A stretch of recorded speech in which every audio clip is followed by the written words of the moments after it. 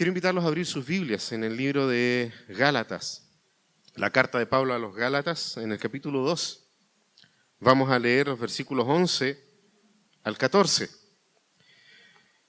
En esta oportunidad estamos dando fin a nuestra serie Reset, o Volviendo a lo Básico.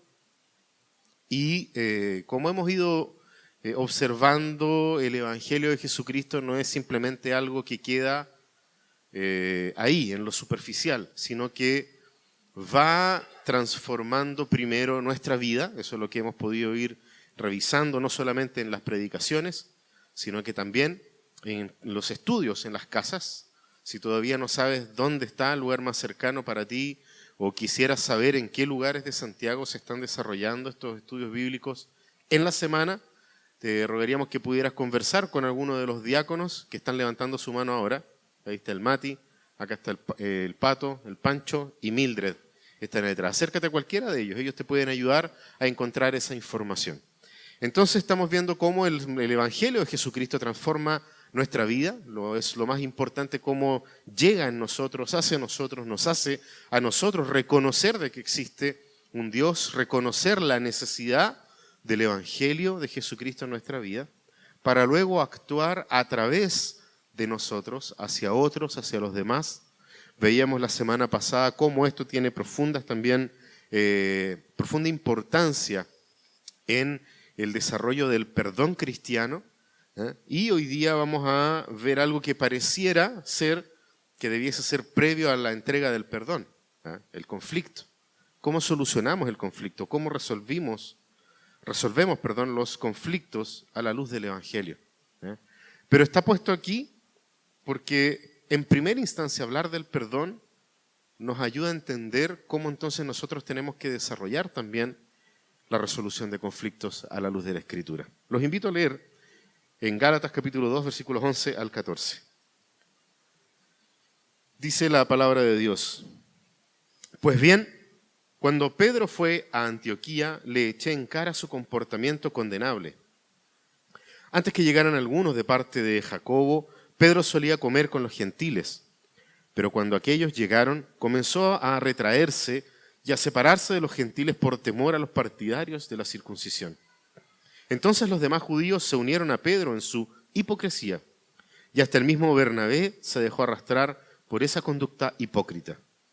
Cuando vi que no actuaban rectamente como corresponde a la integridad del Evangelio, le dije a Pedro delante de todos: Si tú que eres judío vives como si no lo fueras, ¿por qué obligas a los gentiles a practicar el judaísmo? Los invito a que podamos orar. Padre Celestial, te damos gracias, Señor, por la oportunidad maravillosa que nos das de acercarnos a tu palabra. Te ruego, Dios amado, que ilumines nuestro corazón, nuestra mente, que por sobre todas las cosas, Señor, nos hagas entender cómo podemos aplicar el Evangelio de Jesucristo en el día a día, en nuestra vida y en cada una de las situaciones, Señor, que nos toca vivir. Oramos en los méritos de Cristo Jesús. Amén. Para poder acercarnos a este texto necesitamos en primera instancia comprenderlo. Es un texto que, si nosotros lo miramos o lo analizamos a la luz de nuestro humanismo, vamos a ver aquí probablemente solo lo superficial, el hecho de que Pablo está reprendiendo a Pedro. Si lo viésemos tal vez desde una perspectiva, un recién aparecido, como Pablo, el que llega el que entra por la ventana al apostolado, reprende al líder de la iglesia. Podríamos verlo desde esa forma. Podríamos verlo incluso como Pablo desenmascara a Pedro y lo reprende duramente delante de todos los demás. Y entonces podríamos quedarnos con eso y decir, bueno, aquí está entonces el argumento bíblico para poder reprender públicamente a la gente. O podríamos quedarnos incluso con esta idea de que lo que está haciendo Pablo es tratar de serruchar el piso a Pedro. Dejarlo mal con los demás para él decir, véanme a mí como yo soy tan piadoso que no tengo problemas ni tengo conflictos con el Evangelio, no así como Pedro, que es un cochino. Acuérdense que él negó a Cristo también. No está buscando dejarlo mal delante de la gente. Pero si nosotros lo miramos simplemente a la luz de nuestro humanismo, claramente podemos llegar a eso. Ahora, no perdamos de vista de que Pablo está escribiendo esto una vez ocurridos los hechos, después de que las cosas ya ocurrieron, después de que las cosas ya pasaron. Esto no es una carta advirtiendo a los Gálatas de que tengan cuidado de Pedro. Esto es una carta donde Pablo muestra, y nos vayamos entonces a Gálatas 1, muestra cuál era el problema que estaba teniendo la iglesia en Galacia, que tenía que ver con la herejía de que era necesario seguir practicando la ley como motivación exclusiva del cristianismo, dejando de lado la idea de la salvación por la fe y por la fe sola. Pablo ya conversó con Pedro, Pablo ya arregló sus temas con Pedro, lo vamos a ver en el desarrollo del texto. Pablo ya logró dejar las cosas en clara y entonces escribe. Escribe el resultado de lo que ocurrió. Y es interesante de que la Biblia nos deje este hecho escrito de cómo fueron superados los conflictos, porque creo que no existe en todo el pensamiento humano algún texto que desnude más a sus protagonistas que la Escritura. La palabra de Dios nos muestra que no solamente los paganos e incircuncisos cometen pecado, sino que muestra cómo personas que aman a Dios, que han sido llamadas por Él, también pueden pecar por distintos motivos. Incluso pueden inducir a otros al pecado o al error. Y cómo la palabra de Dios nos muestra que solamente en la raíz del Evangelio existen las herramientas suficientes para poder ser salvos también de esto, rescatarnos de esto también. Entonces, por ese motivo, creo que no podemos nosotros perder de vista de que Pablo está escribiendo después de que arregló esta situación con Pedro, porque si no nos va a quedar una sensación amarga, nos va a quedar una sensación de que las cosas no se arreglaron, pero lo vamos a ver con detalle.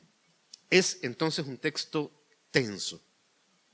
Hay una tensión. Aquí a los que les gusta la narración pueden ver de que en esta parte de la narrativa hay una tensión muy grande, donde justamente vemos el conflicto entre dos líderes apostólicos. El conflicto, entre dos líderes. A veces nosotros tenemos la idea de que los líderes no pelean. Y por otro lado vemos los resultados nefastos de cuando los líderes pelean y discuten. La división, el cisma, la separación. Pero aquí el texto nos está mostrando una alternativa mejor, un camino sublime, un camino supremo para la resolución de los conflictos. Entonces necesitamos analizar en primera instancia lo que cada apóstol hizo, para poder nosotros entender en profundidad esto. Primero vamos a ver a Pedro. Me tocó hablar un poco de Pedro hace 2 semanas atrás, ¿cierto? En su impulsividad, él había negado a Jesucristo y estaba, ¿cierto?, junto con los otros apóstoles en la casa de uno de ellos, a puertas cerradas, asustados porque probablemente habrían estado los soldados romanos buscando el cuerpo de Jesucristo, tenían miedo, Jesús entra en medio de ellos, les ofrece la paz. No sé si se acuerdan de ese texto que estuvimos analizando hace 2 domingos atrás. Entonces acá tenemos de nuevo a Pedro.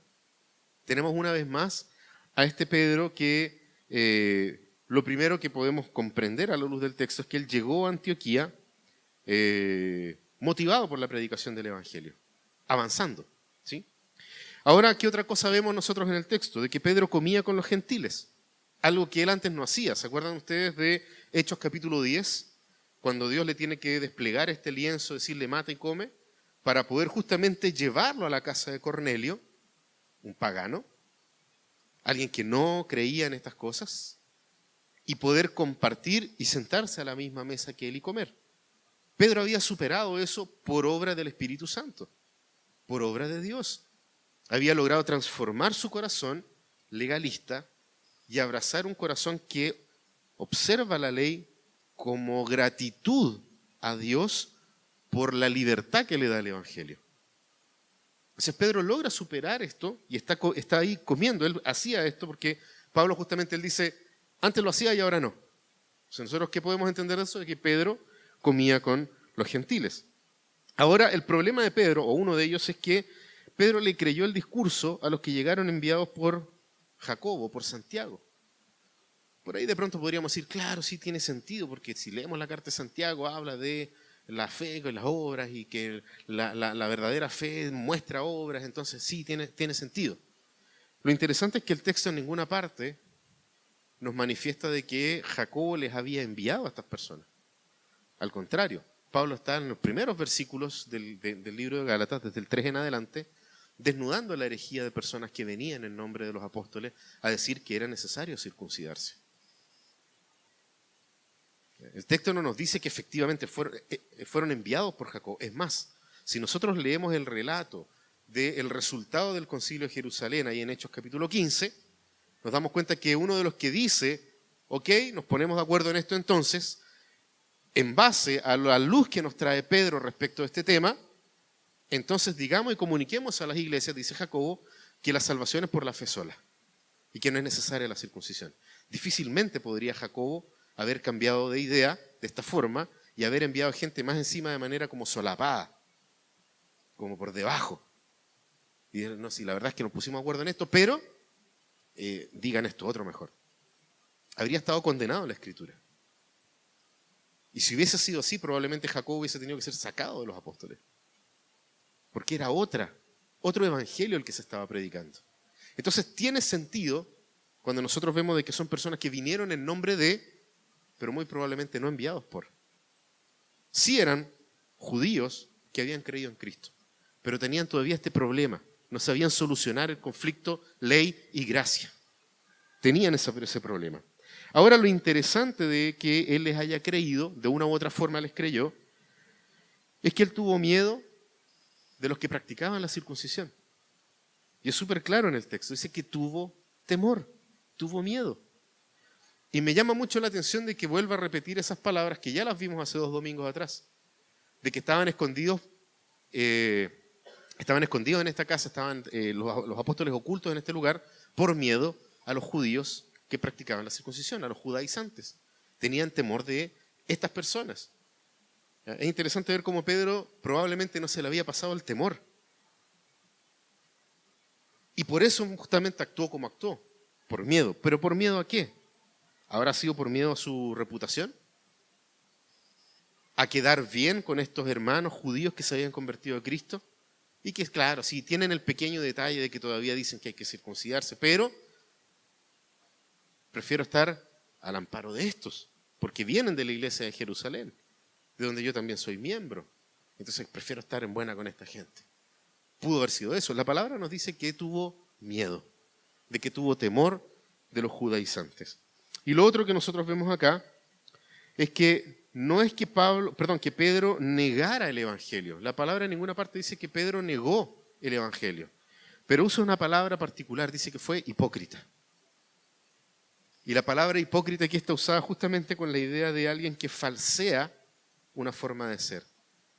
Era la palabra que se usaba para poder hablar de un actor en el teatro y que encarnaba un personaje, pero que no era. Entonces fíjense que Pedro lo que hace no es negar, sino que trata de verse cercano a estas personas, llevando a cabo una práctica que sí afectó la vida de otras personas, de otros creyentes. Porque claro, la gente, ¿qué es lo que ve? Ve a Pedro que, llegadas estas personas judaizantes, ya no comía cierto tipo de alimento. Pero antes lo hacía, ¿por qué ahora no? Entonces mejor sigamos a Pedro en esto. ¿Sí? ¿Por qué? Porque bueno, él nos trajo esta noticia, él nos anunció el evangelio. Y si el evangelio entonces es creer en Cristo y practicar la circuncisión, creer en Cristo y practicar este tipo de cosas, entonces hagamos lo que Pedro nos está diciendo. La hipocresía de Pedro estaba generando un problema a terceras personas. Y eso era grave. Eso era realmente, como dice Pablo, condenable. No podía ocurrir algo así. Entonces, Nosotros tenemos, estas son como las características o las condiciones en las que Pedro está. Por otro lado, veamos qué es lo que hizo Pablo, rápidamente. Pablo, por un lado, no falseó ni ninguneó el apostolado de Pedro. No sé si se fijan en ese detalle. Insisto en lo que dije al comienzo. No viene Pablo acá y dice, no sigan a Pedro porque es un mentiroso, porque está haciendo las cosas mal, porque negó el evangelio. No miente respecto de Pedro. El apóstol Pablo no lo ningunea, no lo degrada, no lo rebaja, lo mantiene a Pedro como uno de los apóstoles. Eso también nos ayuda a reforzar la idea de que Pablo escribe todas estas cosas ya habiendo meditado en su cabeza y en su corazón lo que ocurrió con Pedro. Entonces tiene la libertad de poder escribirlo, la libertad de poder comunicarlo, sin llegar al punto de denostar el ministerio de Pedro, sino que por el contrario. Si ustedes se fijan y si leen bien la carta de los Gálatas desde el principio, Pablo viene primero diciendo de que el evangelio que él está predicando no es algo que a él se le haya ocurrido, sino que el evangelio lo alcanzó a él. Luego muestra él cómo el llamado de Dios a ser apóstol para los gentiles es ratificado por la iglesia, ahí en el capítulo 1. Luego él muestra cómo los apóstoles mismos le dan a Pablo, de una u otra forma, le meten ficha a Pablo. Y le dicen, no, nosotros creemos en este llamado tuyo. Así como tú viniste, estuviste en la iglesia, fuiste enseñado, aprendiste el evangelio, entonces ahora vemos de que hay un llamado en ti y los apóstoles dicen, sí, nosotros creemos en este apostolado. Y de hecho menciona a Pedro como uno de los que lo apoya en esto. Pero luego entonces viene y dice, estas mismas personas, los pilares de la iglesia, la gente que es fundamental en el desarrollo del crecimiento del evangelio de Jesucristo a través de la iglesia, también pueden cometer errores. Y eso es lo que yo estoy haciendo con Pedro, corregirlo de su error. ¿Por qué? Porque somos hermanos en Cristo. Y hay necesidad cuando uno está errando que un hermano en Cristo venga y nos corrija y nos permita a nosotros desarrollar también nuestra responsabilidad dentro del reino de los cielos. Entonces fíjense cómo Pablo hace estas cosas. Y claro, lo que nos queda a nosotros tal vez como una especie de problema en esto es que aparentemente Pablo hace esto de manera pública. Entonces nosotros decimos, bueno, ¿y qué es lo que pasó ahí? ¿Por qué Pablo condena esta actitud de manera pública? Algunos eruditos bíblicos plantean de que justamente el celo de Pablo por el evangelio de Jesucristo lo llevó a esta actitud. Él probablemente llega a la iglesia en Galacia y antes que se siga propagando esta nefasta idea, esta maldita idea de que la salvación también requería de actos, de hechos, entonces era necesario decir, alto, paremos esta cuestión aquí. Pero Pablo finalmente no está exponiendo a Pedro, sino que está exponiendo a los judaizantes. Pablo nos está, o la Escritura no nos deja este relato para que nos fijemos en la forma, sino que nos lleva a ver el fondo. De nuevo, humanistamente nos quedamos con la forma. Pablo reprendió a Pedro en público, qué terrible. No siguió la recomendación de Jesucristo en Mateo 18. Anda y conversa anda y lleva a un testigo, anda y preséntalo a la iglesia, entonces tenlo por publicano. Pablo no hace eso. Pablo no falla a los principios de la Escritura. Pablo hace esto público porque en medio de la iglesia estaban los judaizantes. Y era necesario, y probablemente Pablo sabía, por inspiración del Espíritu Santo, de que Pedro no se iba a molestar, sino que Pedro iba a ir al arrepentimiento. Pero qué mejor instancia que la iglesia donde estaban todos presentes para decir, estos son los judaizantes que están diciendo estas mentiras. ¿Se dan cuenta como si nosotros nos quedamos con lo que está ahí, al frente? Nos quedamos simplemente con la forma, pero no atacamos el fondo. Y el fondo era terrible, porque el fondo estaba, si nosotros nos vamos al fondo, se estaba negando la suficiencia de Cristo. Y eso es terrible y es tremendo. Había que pararlo al tiro. Nada puede reemplazar la suficiencia de Jesucristo. Ahora también refuerza la idea de que no se podía excluir de la comunión a aquellos que Dios había reconciliado consigo mismo. Por eso me atrevo a decirlo de esta manera. Porque lo que hacían los judaizantes era eso. Lo que hacían los judaizantes era justamente excluir de la comunión de la iglesia a aquellos que no seguían los principios de la ley. Entonces, ¿qué es lo que estaban haciendo? No estaban presentando a Cristo, estaban presentando a Moisés. Por muy buena prefiguración de Cristo que haya sido Moisés, no presentaban a Cristo, presentaban a Moisés.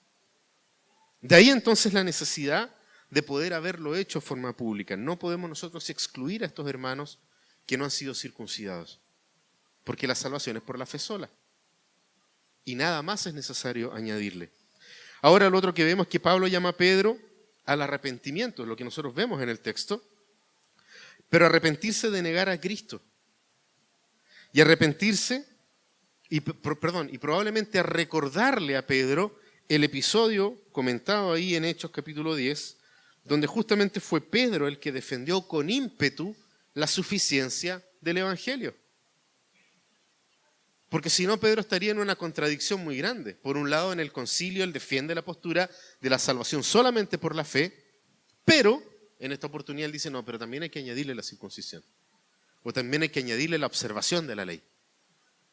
Entonces, fíjense cómo Pablo simplemente está recordando a Pedro algo que Pedro mismo afirmó, algo que mismo Pedro defendió, algo que el mismo Pedro llevó a reflexión de la iglesia, claramente inspirado por el poder del Espíritu Santo. Fíjense, hermanos, que aquí solamente hago un alcance. Nosotros leímos hasta el versículo 14, pero simplemente quiero presentarles a ustedes aquello que decía yo al principio. Pablo está escribiendo esto después de solucionar el problema con Pedro y de que Pedro finalmente se arrepiente, porque le hace la pregunta, y lo vamos a ver aquí en el análisis paso a paso, pero le hace la pregunta. Pablo le pregunta a Pedro, ¿por qué obligas a los gentiles a practicar el judaísmo? Pero si nosotros vemos un par de versículos más adelante, tenemos ahí esa respuesta, y yo quiero que ustedes la tengan en su corazón y en su mente antes de entonces aplicar lo que nosotros vemos en el texto respecto a la resolución de conflictos. Fíjense lo que dice en el versículo 15. Pablo le está hablando a Pedro. Nosotros somos judíos. Nosotros somos judíos. Al decir nosotros hay una identificación de Pablo con Pedro. Sabemos que Pablo en muchas oportunidades él dice, yo soy judío y probablemente soy más judío que todos ustedes. Ya al decir eso era bastante judío. Yo soy judío. Nosotros, le dice a Pedro, nosotros somos judíos de nacimiento y no pecadores paganos. Aquí no hay una mirada moralista de Pablo hacia los paganos. No tengamos esa idea equivocada de Pablo. Aquí Pablo está hablando respecto de la ley.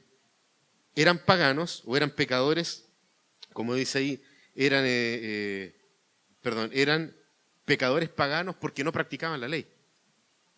¿Ya?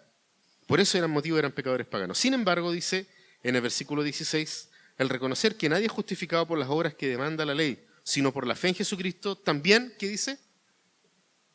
Nosotros, Pablo hablándole a Pedro, también nosotros hemos puesto nuestra fe en Cristo Jesús para ser justificados por la fe en Él y no por las obras de la ley, porque por estas nadie es justificado. Pablo supera su problema con Pedro. Lo incluye en su declaración de fe. Lo incluye en el credo que él estaba anunciando y le dice, nosotros, Pedro, hemos aceptado de que la salvación es solamente por la fe en Jesucristo. Nosotros, tú y yo, siendo judíos, tú y yo, Pedro, damos un paso adelante, superamos este problema y seguimos predicando y anunciando que la salvación es exclusivamente por la fe. Eso es lo que el texto nos está mostrando. Eso es lo que nosotros podemos ver respecto de la resolución de conflictos en los versículos que nosotros acabamos de leer. Ahora, y lo interesante, y aquí sí por favor te pido ayuda, Pato, es cómo nosotros podemos llevar esta realidad bíblica, cómo nosotros podemos aplicar estos principios del Evangelio, estos principios de la palabra de Dios a nuestras vidas, a la vida cotidiana, que, dicho sea de paso, nos tiene en permanente conflicto entre personas, en el trabajo, jefes con subordinados, subordinados con su jefe, profesores con alumnos, alumnos con profesores, colegas, amigos, hermanos, compañeros de ministerio, miembros de una iglesia con liderazgo, el liderazgo entre sí, matrimonio, hermanos entre hermanos, padres e hijos, madres e hijas. Estamos en constante conflicto. Entonces, ¿cómo podemos aplicar los principios bíblicos y la realidad del Evangelio en esto? Entonces, para poder buscar la resolución de conflictos, y tal vez podríamos añadir a la luz del Evangelio, a la luz del Evangelio. Lo primero que nosotros necesitamos es buscar una conversación personal. Jesús había dejado instrucciones claras en Mateo 18, y Pablo, como bien decía yo hace un rato atrás, no está haciendo caso omiso al principio fundamental. Si tu hermano peca contra ti, anda y conversa. Si alguien te ha hecho algún tipo de daño, y muchas veces incluso pudiera ser de que la persona que te afectó no tiene idea que te afectó. ¿Cuántas veces no nos ha pasado situaciones como esa? De que alguien hace algo, actúa, y la persona o una persona se sintió profundamente afectada, pero el ofensor en este caso ni siquiera tiene idea que ofendió. No ha percibido eso. ¿Eh? Entonces, ¿de qué manera? Entonces conversa, háblalo con la persona. Eso es lo primero que nosotros podemos entender y ver este asunto. No dejemos de que se siga maquinando en nuestra mente y corazón cosas que probablemente a veces ni siquiera son reales. Me afectó algo que dijeron, me afectó algo que hicieron, y entonces ¿qué hago? Me repliego. Y en vez de replegarme, la invitación del Evangelio es a confrontar las cosas, a hablarlas como dice el texto. Le encaré, hablamos cara a cara y pudimos conversar este asunto. Pablo se ve necesariamente, insisto en esto, no tengamos la idea equivocada de que Pablo pasó por alto las instrucciones de Jesús. Pablo simplemente se ve urgido por la gravedad del hecho. No era una falta contra Pablo, era una falta contra algo mayor a Pablo, era una falta contra el Evangelio. Ahora, si Pablo hubiese dicho, Pedro, ¿por qué hablaste mal de mí? Frente a la iglesia, hubiésemos tenido un Pablo en un profundo error. Pero la gravedad del hecho ameritaba una reacción instantánea.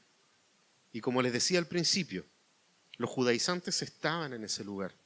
Incluso aquellos que oyendo a los judaizantes comenzaron a practicar las prácticas que tenían los judaizantes. Eso era necesario parar con esto. Paremos el show. Paremos la tontera. Aquí esta cosa solamente por la fe.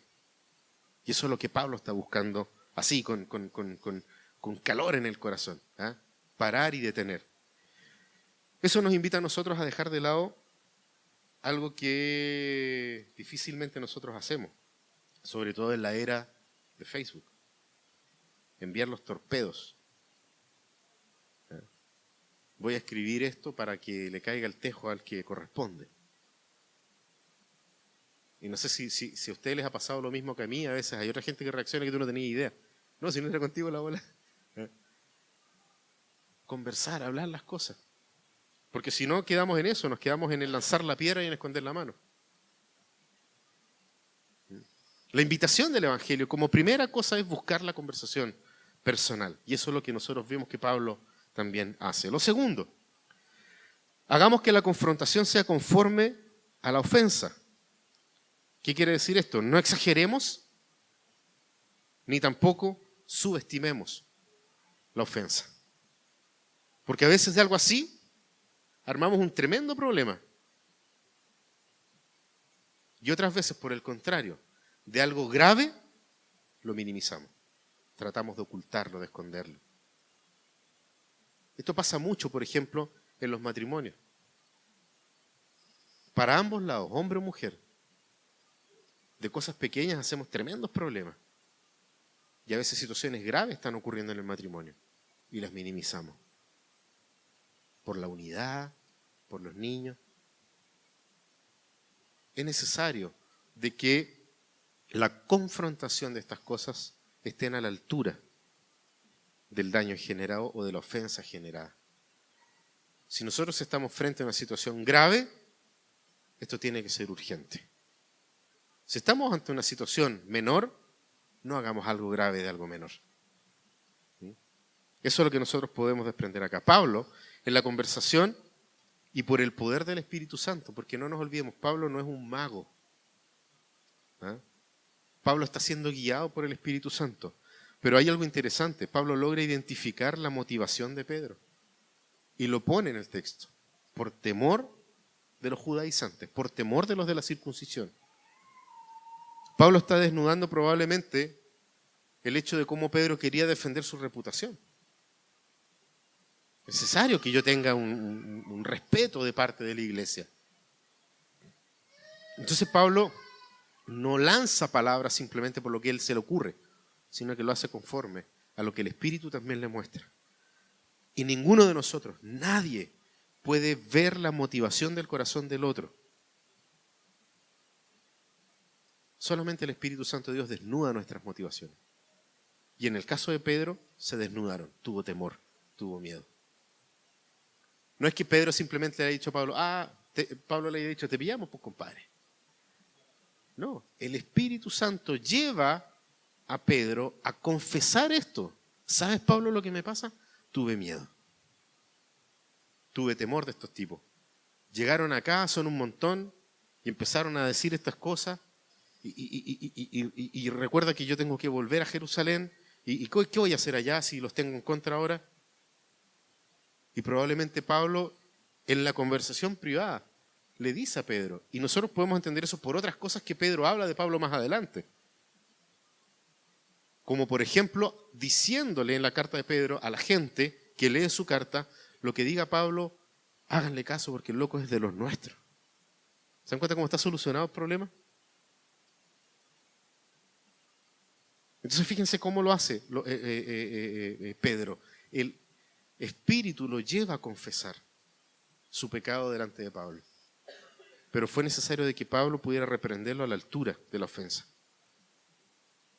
Si es alto, una ofensa, entonces una rectificación a la altura. Si es bajo, una rectificación a la altura también.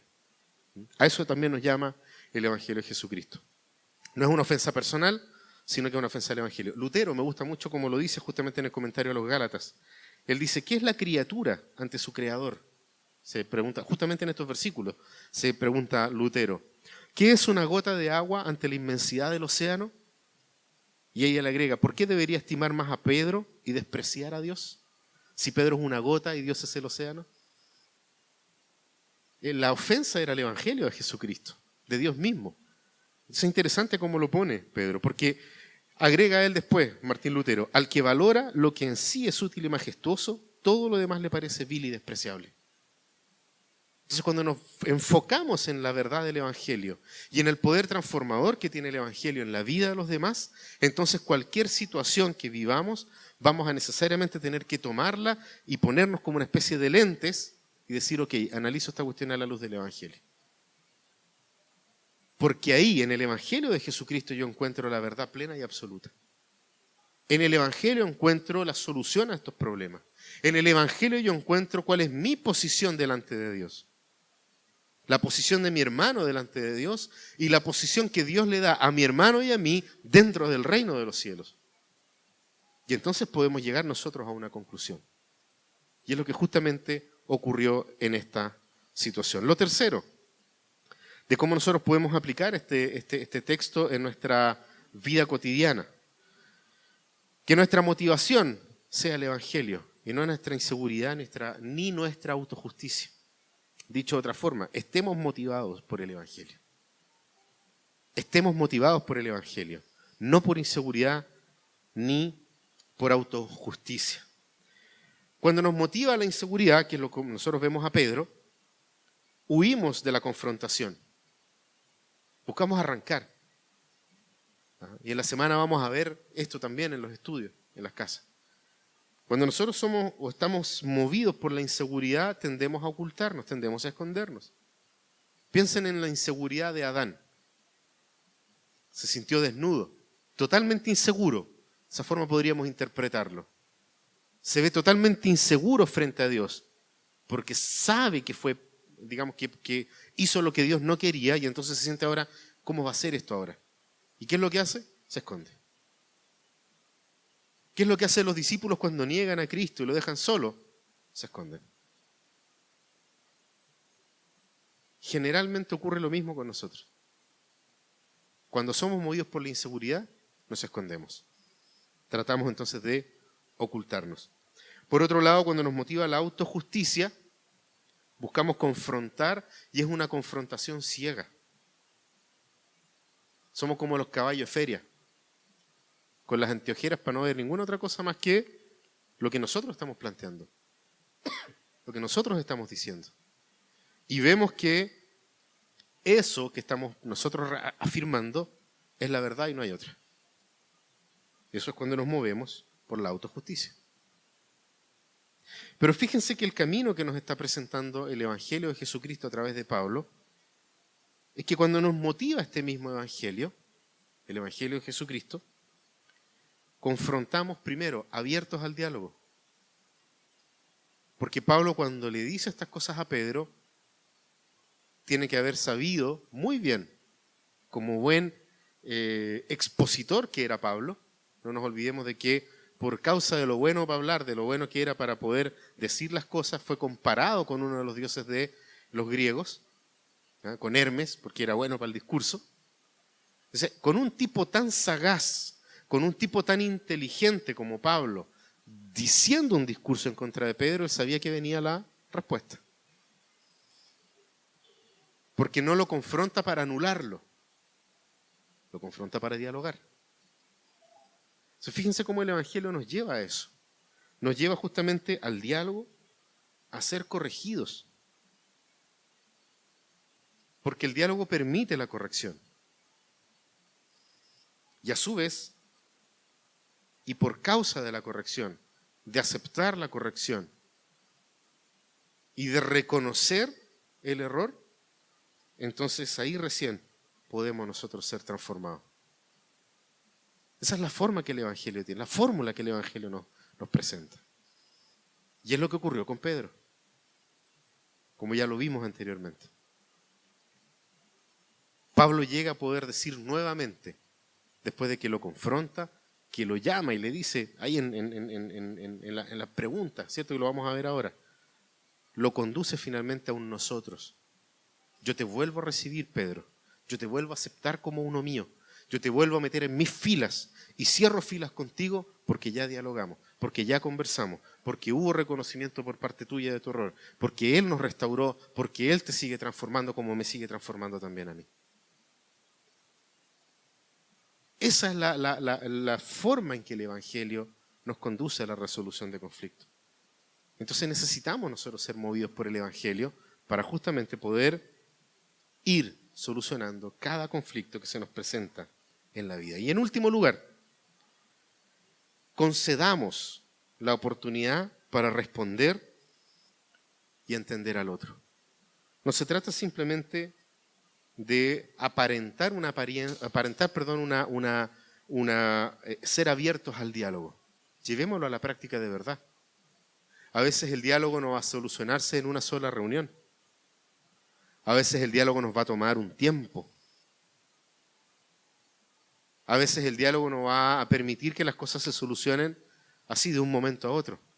Va a ser necesaria una conversación constante, permanente.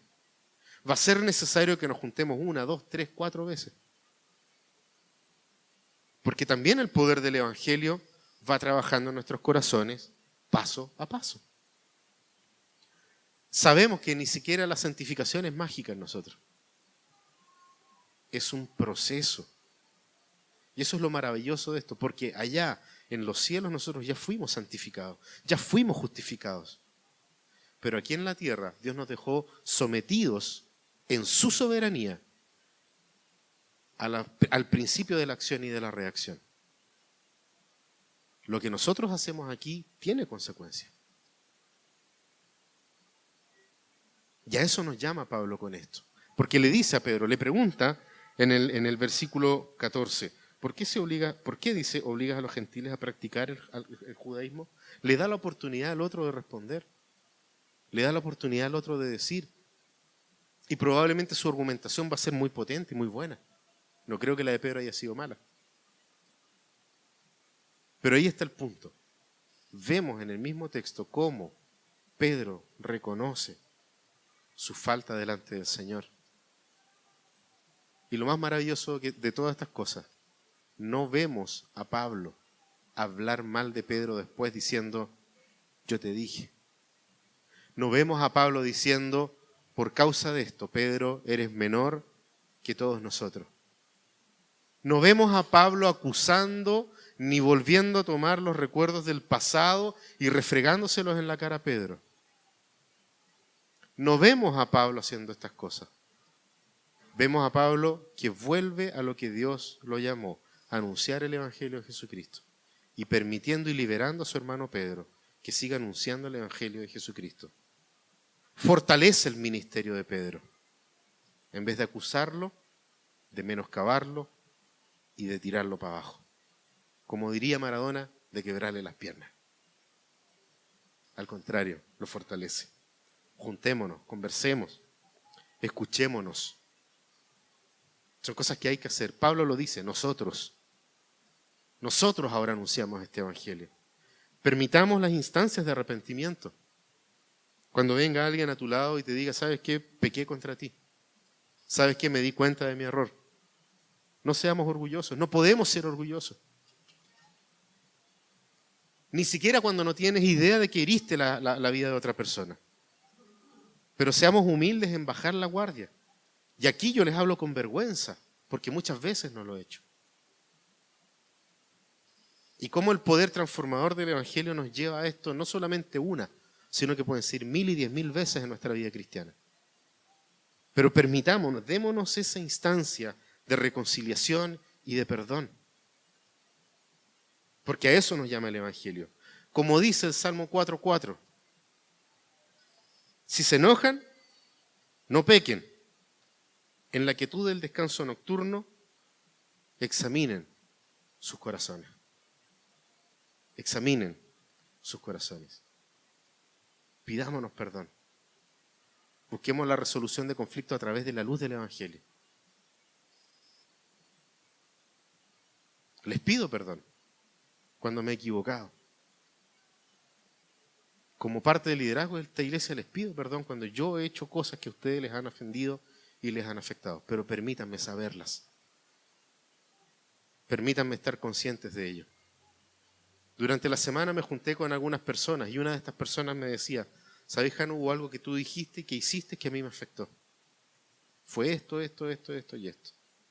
Y era algo de hace varios años atrás. Entonces fíjense cómo algo que hace muchos años atrás la persona no había tenido el ánimo de decirlo. Pero por misericordia de Dios, a mi vida permitió que no se generara amargura, o como diríamos en jerga pentecostal, raíz de amargura. En contra de una persona que está aquí para servirles a ustedes. Por eso les pido perdón. Pero permítanme saber en qué les he fallado. Porque es la única forma en que podemos caminar a la luz del Evangelio. He tenido oportunidad para poder acercarme con otros más. Le pido perdón a Jonathan y lo hago públicamente aquí, a Rodrigo que no está hasta ahí arriba. Cuando dentro del consistorio hemos tenido diferencias también. Pero el llamado que yo veo aquí es un llamado profundo a arreglar las situaciones complejas a la luz del glorioso Evangelio de Jesucristo. Los quiero dejar con una reflexión de un teólogo, pastor, llamado Brennan Manning. él dice lo siguiente: las exigencias del perdón y de la resolución de conflictos en este caso son tan estremecedoras que parecen humanamente imposibles. Estas exigencias están más allá de la capacidad de la voluntad humana. Solamente la confianza osada en una fuente mayor a nosotros nos puede capacitar a perdonar las faltas causadas por otros. En situaciones límite como estas, hay solamente un lugar donde nosotros debemos correr: al Calvario. Que el Señor nos ayude a correr al Calvario 1 y 1000 veces para que nuestros conflictos sean solucionados siempre a la luz de la palabra de nuestro Señor. Los invito a orar.